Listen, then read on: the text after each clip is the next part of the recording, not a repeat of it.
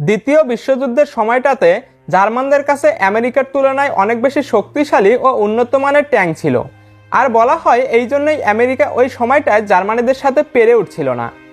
আমেরিকার ট্যাঙ্কগুলো ব্যাপক ক্ষয়ক্ষতির শিকার হয় সেই সময়। কিন্তু এই আমেরিকান ট্যাঙ্কগুলোর মধ্যে একটা ট্যাঙ্ক ছিল যার নাম ফিউরি। এই ট্যাঙ্ক একাই পুরো যুদ্ধের সময় 12টি শত্রু ট্যাঙ্ককে বিধ্বস্ত করে ফেলে। গৌরবময় ইতিহাসের এক রোমাঞ্চকর গল্প এটি। যুদ্ধের ব্যাপক ক্ষয়ক্ষতি, অসহায় মানুষদের হাহাকার, এমনকি যোদ্ধাদের তৈরি হওয়ার এক নির্মম বাস্তবতার কথা তুলে ধরা হয়েছে এই গল্পে। তাহলে চলো শুরু করে দেই আমাদের আজকের মুভির এক্সপ্লেনেশন। সময়টা ছিল দ্বিতীয় বিশ্বযুদ্ধের একদম শেষের দিকে, 1945 সালের এপ্রিল মাস, অর্থাৎ যুদ্ধ শেষ হওয়ার মাত্র 3 মাস আগের ঘটনা।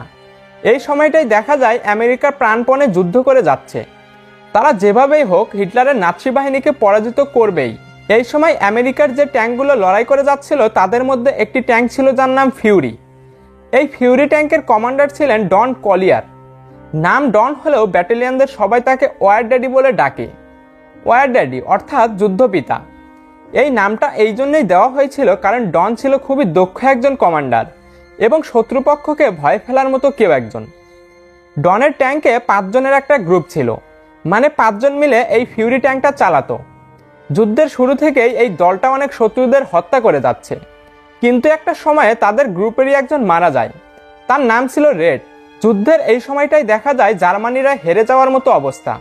যদিও জার্মানিদের কাছে অতি শক্তিশালী ট্যাঙ্ক সহ নানা অস্ত্র সামগ্রী ছিল, তবে আমেরিকান সৈন্যরা কিন্তু যথেষ্ট মেধাবী ছিল।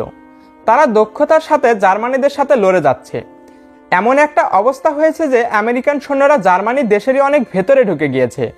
এখন এই দেশের ভিতরে ভালো মতো আক্রমণ চালাতে পারলে এই যুদ্ধে তারা বিজয়ী হয়ে যাবে। যাই হোক, কিছুক্ষণ আগের লড়াইয়ে রেড শহীদ হয়েছে, আর এজন্য পুরো দলটা এখন একটু শোকে আছে। তাদের মন মেজাজ একদমই ভালো নেই। তাদের ট্যাঙ্কটাও একটু ক্ষতিগ্রস্ত হয়েছিল, তবে সেটা দ্রুত মেরামত করে এখান থেকে বের হয়ে যেতে হবে, কারণ যুদ্ধে এক জায়গায় বেশিক্ষণ থাকা কোনোভাবেই নিরাপদ নয়। এই জন্য তারা দ্রুত ট্যাঙ্ক মেরামত করে এবং তাদের মিলিটারি ক্যাম্পের দিকে চলে যায়। আমেরিকান সৈন্যরা জার্মানি দেশের ভিতরে এই জায়গাটিতে তাদের আস্তানা বানিয়েছিল। ডনের গ্রুপের প্রতিটি সদস্যকে আলাদা আলাদা ছদ্মনামে ডাকা হতো, যেমন ধার্মিক একজনের নাম বাইবেল, চুপচাপ লুকিয়ে আক্রমণকারী গর্ডো এবং চঞ্চল স্বভাবের একজন গ্রেডি। এখন ডনদের তো একজন মারা গিয়েছে, এজন্য তাদের সাথে যোগ দেওয়ার জন্য অন্য এক নতুন সৈনিককে পাঠানো হয়। তার নাম ছিল নরম্যান। এই নরম্যানকে দেখেই ডন রেগে ওঠে, কারণ নরম্যান বলতে গেলে আর্মিতে একদমই নতুন, বয়সও অনেক কম তার, আবার সে ট্যাঙ্কেরও কিছুই বোঝে না। ডন তাকে জিজ্ঞেস করে, তোমার দক্ষতা কি? নরম্যান বলে সে ভালো একজন টাইপরাইটার, সে অনেক ভালো টাইপ করতে পারবে। ডনের তখন রাগ হয় যে এরকম কাউকে কেন তাদের কাছেই পাঠানো হলো। ডন তখন নরম্যানকে বলে, ওই যে ট্যাঙ্কটা দেখছো ওটাই আমাদের বাড়ি, ওখানে যাও, কিন্তু কাউকে বিরক্ত করবে না। নরম্যান সেই ট্যাঙ্কের কাছে আসে। তখন দলের অন্যান্য সদস্যরা নরম্যানকে দেখে অবাক হয়ে যায়। তারা ভাবতে থাকে এই বাচ্চা ছেলেটা থাকবে তাদের সাথে। নরম্যানকে তখন ট্যাঙ্কের ভিতরে পাঠানো হয় এবং তাকে বলা হয় ট্যাঙ্কটি পরিষ্কার করে ধুতে। পরিষ্কার করার সময় নরম্যান দেখে পুরো ট্যাঙ্কে রক্ত লেগে আছে, ক্ষতবিক্ষত শরীরের নানা অংশ পড়ে আছে সেখানে। এগুলো দেখেই তার বমি শুরু হয়ে যায়। পরে বাইরে এসে দেখে এগুলো তো কিছুই নয়, সামনে ট্রাক ভর্তি মৃত আমেরিকান সৈন্যদেরকে নিয়ে যাওয়া হচ্ছে। পচে গলে নষ্ট হয়ে গেছে সেই সব দেহগুলো। সে বুঝতে শুরু করে যুদ্ধের ভয়াবহতা কিরকম হতে পারে। এই সময় এক জার্মান সৈন্যকে ধরে নিয়ে আসা হচ্ছিল। ডন তখন নরম্যানের কাছে যায় এবং জিজ্ঞেস করে সে আগে কখনো কোনো শত্রুকে হত্যা করেছে কিনা। নরম্যান বলে না। ডন তখন তার হাতে একটা বন্দুক দেয় এবং বলে, এখন দেখো আমরা কিভাবে ওই সৈন্যটাকে হত্যা করি, এটা দেখে তুমি শিখে নাও, কারণ সামনে তোমাকেও এটা করতে হবে। এরপর ডনরা তাদের ট্যাঙ্ক সহ আরো 4টা ট্যাঙ্ক নিয়ে যুদ্ধের জন্য এগিয়ে যায়। পথের মধ্যে দেখা যায় শত শত জার্মান নাগরিকরা সেইখান থেকে পালিয়ে যাচ্ছে। তারা ছিল সাধারণ নাগরিক, এজন্য আমেরিকান সৈন্যরা তাদের কিছুই করে না। যুদ্ধে এটা এক প্রকার নিয়ম ছিল যে সাধারণ মানুষকে হত্যা করা যাবে না। ডন সবগুলো ট্যাঙ্কের নেতৃত্ব দেয়। সে বলে মানুষের এই ভিড়ের মধ্যে কোনো জার্মান সৈন্য ঘাপটি মেরে লুকিয়ে থাকতে পারে, তাই সবাই যেন অ্যালার্ট থাকে। নরম্যানকেও এটা ভালোভাবে বুঝিয়ে দেওয়া হয়। স্থলপথ দিয়ে যাচ্ছে একের পর এক ট্যাঙ্ক বহর, আর তার ওপর দিয়ে যায় তাদেরই যুদ্ধ বিমান। এভাবেই তারা তাদের রাস্তা অনুযায়ী যাচ্ছিল। ঠিক তখনই লুকিয়ে থাকা জার্মান সৈন্যরা ট্যাঙ্কের ওপর হামলা চালায়। তবে ডনরা সেসব সৈন্যদের মেরে ফেলে, কারণ তারা মাত্র কয়েকজন সৈন্য ছিল। এই লুকিয়ে থাকা সৈন্যদের কিন্তু নরম্যান আগেই দেখে ফেলেছিল, তবে সে গুলি চালায়নি। আর এটা যখন ডন বুঝতে পারে সে প্রচুর রেগে যায়। নরম্যান তখন বলে, সৈন্যগুলো তো বয়সে আমার থেকেও ছোট ছিল, তাই তাদের মারতে আমার কষ্ট হচ্ছিল। ডন তখন বলে, দেখো তোমার এই বাচ্চা সৈন্যরা আমাদের এই ট্যাঙ্কের কি হাল করেছে, আমাদের সৈন্যদের মেরে ফেলেছে। তুমি যদি ওদের না মারো ওরা কিন্তু তোমাকে ঠিকই মেরে ফেলবে, তাই পরের বার যেন এরকম ভুল আর না হয়। তারপর তারা আবার এগিয়ে যেতে থাকে এবং তারা একটি আক্রমণ ঘাঁটিতে এসে পৌঁছায়। মূলত এই ঘাঁটিটির দুই দিক থেকে দুই পক্ষের যুদ্ধ হচ্ছিল। ডন এখানে একজন ঊর্ধ্বতন অফিসারের সাথে সাক্ষাৎ করে। অফিসার বলে, আমি তো 10টা ট্যাঙ্ক পাঠাতে বলেছিলাম, সেই জায়গায় তোমরা মাত্র 4টা ট্যাঙ্ক নিয়ে এসেছো। মাত্র এই কয়টা ট্যাঙ্ক দিয়ে লড়াই করা আমাদের জন্য অনেক কঠিন হয়ে যাবে। আর আমরা এইখানে একটা সমস্যায় পড়েছি। আমাদের একটা সৈন্যদল সামনের মাঠটাতে জার্মানদের সাথে লড়াই করছে, কিন্তু তারা সেখানে পেরে উঠছে না। জার্মানদের অস্ত্রগুলো অনেক শক্তিশালী, তারা আমাদের অনেক সৈন্যকে ইতিমধ্যে মেরে ফেলেছে। বাকি যারা বেঁচে আছে তাদেরকে আমি বাঁচিয়ে নিতে চাচ্ছিলাম, কারণ আমাদের সৈন্য সংখ্যা অনেক কমে গিয়েছে। আচ্ছা ডন, তুমি কি পারবে আমাদের ওই সৈন্যগুলোকে বাঁচিয়ে নিতে? ডন বলে, এটা আমি পারবো। আমি শুধু আমাদের সৈন্যদেরই বাঁচাবো না, এর পাশাপাশি আমি ওই জার্মানদেরকেও দমিয়ে দেব।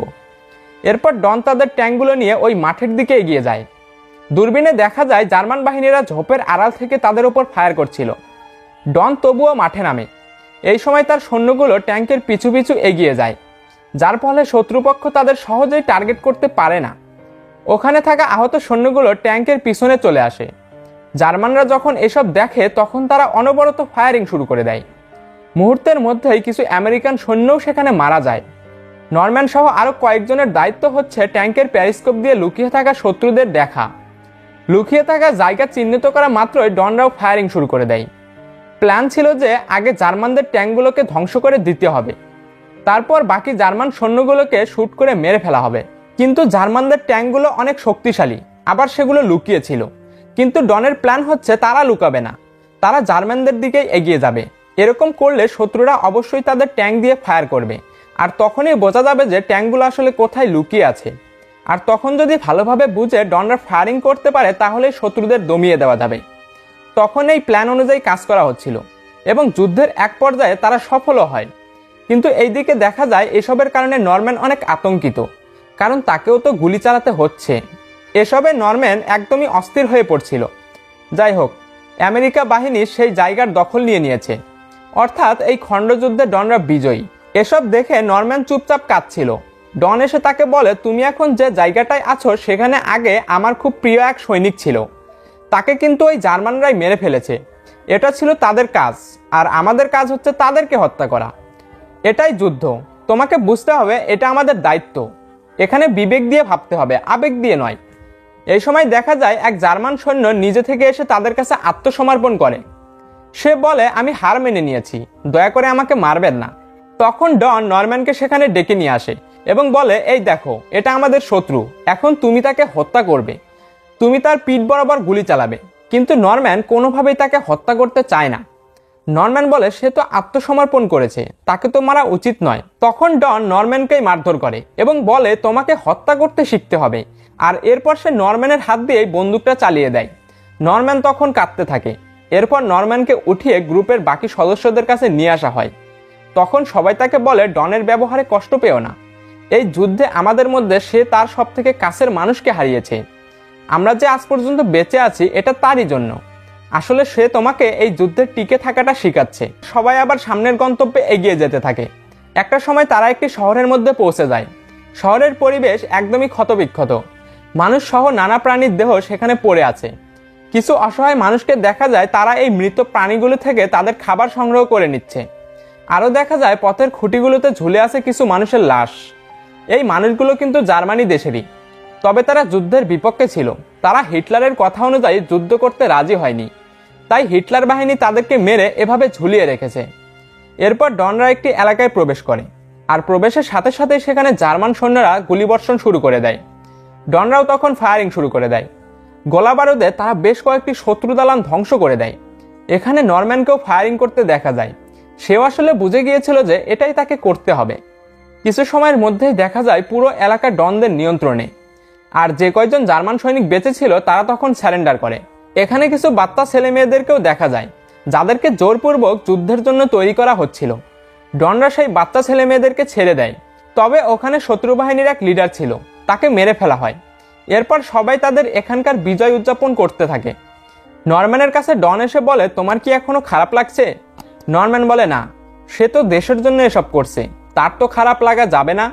এরপর ডন নরম্যানকে নিয়ে একটি বাড়িতে যায়। সেখানে 2 জার্মান মেয়ে বসবাস করত। ডন তখন তাদের একজনের হাতে কিছু ডিম দিয়ে বলে এগুলো রান্না করতে। তারা আজ এখানেই তাদের দুপুরের খাওয়া দাওয়া করবে। আসলে যুদ্ধের সময়টাতে এরকমই সুন্দরী মহিলাদের 2 পক্ষের দেশই নানাভাবে ব্যবহার করত। এমন এক পরিস্থিতি ছিল যে শত্রুপক্ষের মহিলা মানেই যেন ভোগের বস্তু। তবে ডনের মতো কিছু সৈন্য ছিল যারা চাইতো এই মহিলাদের সম্মানটা যেন নষ্ট না হয়। সেই বাড়িটাতে একটা পিয়ানো খুঁজে পাওয়া যায়। নরম্যান অনেক সুন্দর পিয়ানো বাজাতে পারে। এতে এমা অনেক ইমপ্রেস হয় এবং সে এসে নরম্যানের সুরে তাল মিলিয়ে গান করে। এতে এমা ও নরম্যানের মধ্যে একটা ভালো সম্পর্ক হয়ে যায়। এরপর রান্না শেষ হলে খাবারের ব্যবস্থা করা হয়। তখন দলের বাকি সদস্যরাও সেখানে চলে আসে। তারা দেখে এইখানে অনেক ভালো রান্না করা হয়েছে, আর এমার মতো এত সুন্দরী একটা মেয়ে নরম্যানের পাশে বসা। তারা মেয়েটির সাথে বাজে আচরণ করছিল। তখন ডন এক পর্যায়ে রেগে ওঠে, আর তখনই সবাই শান্ত হয়। তাদের মনে যত বাজে চিন্তা আসুক না কেন, তারা তাদের লিডারকে অনেক ভয় করে। এরপর তাদের আবারও নতুন মিশনে যাওয়ার জন্য বলা হয়। এমা নরম্যানকে যেতে দিতে চাচ্ছিল না, কিন্তু যুদ্ধের মধ্যে তো এই প্রেম ভালোবাসা আবেগের কোনো মূল্য নেই, তাই তাকে চলে যেতে হয়। এর পরের সিনে ডমকে তার এক সিনিয়র অফিসার বলেন এই শহরের দিকে অনেক বড় এক জার্মান প্লাটুন এগিয়ে আসছে। তাদের এই প্লাটুনের সৈন্যের পরিমাণ অনেক বেশি, আর আমাদের এখানে থাকা সৈন্যের সংখ্যা তাদের তুলনায় অনেক কম। তাই তারা এই মুহূর্তে এই শহরে ঢুকে পড়লে আমাদের সবাইকে এক নিমিষেই শেষ করে ফেলবে। কিন্তু এটা তো হতে দেওয়া যাবে না। তাই ডনকে বলা হয় সে যেন জার্মান প্লাটুনটাকে এই শহরে ঢোকার পথে কিছুক্ষণ আটকে রাখে। তাহলে এই সময়ের মধ্যেই নতুন আমেরিকান সৈন্যদের এখানে নিয়ে আসা যাবে। তারা চলে আসলেই আমেরিকান সৈন্যদল অনেক বড় হয়ে যাবে। তখন ওই জার্মান প্লাটুনটাকে লড়িয়ে দমিয়ে দেওয়া যাবে। তবে এই কাজটা অনেক বিপজ্জনক। ডনের পুরো টিমই সেখানে মারা যেতে পারে। কিন্তু ডন বলে সে এটা করবে। পুরো প্লাটুনটাকে তারাই আটকিয়ে রাখবে। এরপর নরম্যানরা সেখানে যাওয়ার প্রস্তুতি নিচ্ছিল, আর তখনই এক বিরাট বোমা হামলা হয়। জার্মানির যুদ্ধবিমান থেকেই এই বোমা হামলা করা হয়। হামলায় দেখা যায় এমাদের বাড়ি ভেঙে গিয়েছে এবং এমা সেখানে মারা গিয়েছে। এতে নরম্যান অনেক কষ্ট পায়। তারপরে কিছু সময় পর নরম্যান এসে আবারও ট্যাঙ্কে ওঠে যুদ্ধে যাওয়ার জন্য। এরপর আবারও তাদের যাত্রা শুরু হয়। ডনরা শহরের দিকে এগিয়ে যাচ্ছিল, কিন্তু এখানে এক মারাত্মক ঘটনা ঘটে। পথে হঠাৎই তাদের ট্যাঙ্কের ওপর ফায়ারিং শুরু করা হয়। মানে আশেপাশেই জার্মান ট্যাঙ্ক লুকিয়ে আছে।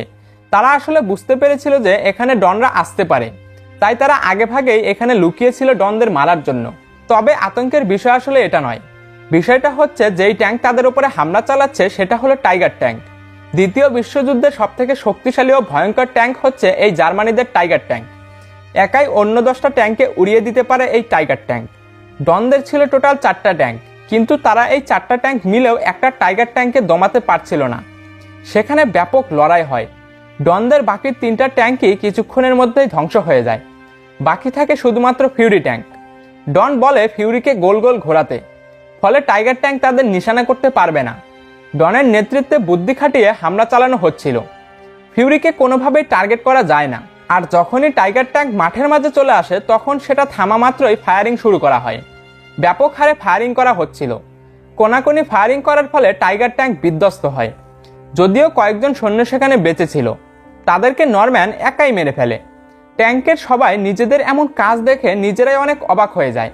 যাই হোক, এখন কিন্তু একটা ট্যাঙ্ক নিয়ে লড়াই করা আর সম্ভব নয়। তবে ডন বলে আমরা ধীরে ধীরে এগিয়ে যাই, আমাদের নতুন সৈন্যরা তো আসবেই, ওরা আসলেই আমরা শক্তিশালী হয়ে যাব। তারা তখন তাদের একটা ট্যাঙ্ক নিয়েই এগিয়ে যেতে থাকে। তবে হঠাৎ পথে একটা মাইন বিস্ফোরণ হয়, যার ফলে ট্যাঙ্কের চেনটি খুলে সেখানে ট্যাঙ্কটি নষ্ট হয়ে যায়। এটা ঠিক করতে কিন্তু অনেক সময়ের দরকার। এজন্য তারা ঠিক করে তারা আজ রাতটা এখানেই পার করবে। তবে নরম্যানকে বলা হয় সে যেন দূরের ওই পাহাড়টাতে গিয়ে থাকে। যদি কোনো শত্রু বাহিনীকে এই পথে আসতে দেখা যায় তাহলে সে যেন এসে ডনদেরকে আগেভাগে সতর্ক করে দিতে পারে। নরম্যান পাহাড়ের এক চূড়ায় এসে লুকিয়ে থাকে। এখানে থাকার কিছু পরে সে লক্ষ্য করে দূর থেকে এক বিশাল জার্মান প্লাটুন এগিয়ে আসছে। নরম্যান দ্রুত এসে বাকি সবাইকে জানায়। সে বলে সামনে মহাবিপদ, অনেক বড় প্লাটুন এদিকে আসছে। তাদের কাছে ট্যাঙ্ক নেই, তবে সৈন্যের সংখ্যা কম করে হলেও 300-র মতো হবে। এই সবকিছু শুনে গ্রুপের সদস্যরা বলে আর এখানে থাকা যাবে না, এখনই আমাদের ফিরে যেতে হবে। না হলে আমাদের মৃত্যু নিশ্চিত। কিন্তু ডন সেইখান থেকে যেতে চায় না। সে বলে, আমি আমার জীবনে অনেক লড়াই লড়েছি, আমার ট্যাঙ্ক কোনো সময় পিছুপা হয়নি, আজও হবে না, আমি লড়াই করব। বাকি সবাই বলে, ডন, এটা একদমই বোকামি, আমরা এই কয়জন তাদের এতগুলোর সাথে কিভাবে লড়বো? এখানে থাকা মানে আমাদের নিশ্চিত মৃত্যু। দেশের জন্য আমরা অনেক লড়েছি, চলো ডন, আমরা এবার বাড়িতে গিয়ে একটু আরাম করি। কিন্তু ডন বলে, তোমরা তোমাদের বাড়ি ফিরে যাও, আমার বাড়ি তো এই ট্যাঙ্কটাই।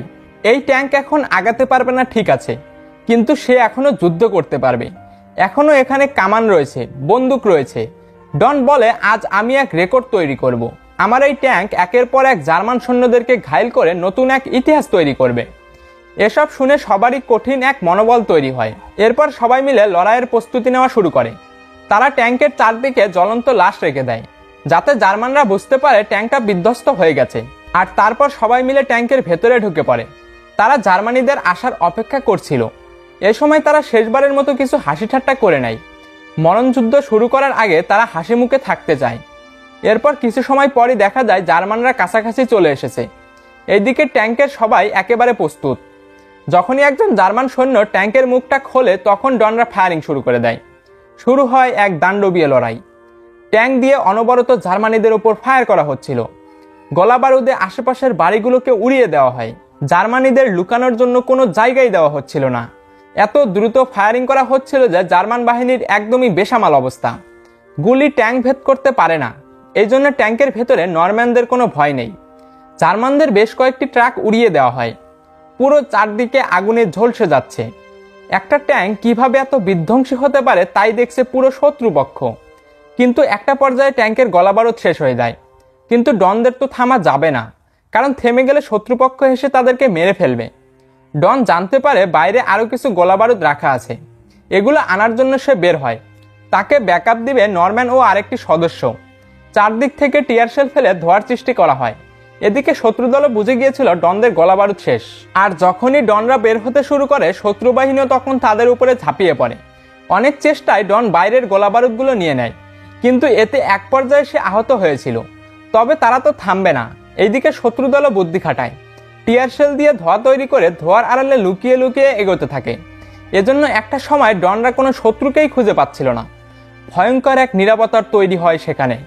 যদিও একটা সময় কিছু সৈন্যকে দেখা যায়, তবে অন্যদিক থেকে বিশাল এক বোমা দিয়ে ডনদের ট্যাঙ্কের এক পাশ বিধ্বস্ত করে দেওয়া হয়। এতে করে সেখানে গ্রেডি মারা যায়। এতে করে সবাই একটু ভয় পেয়ে ওঠে।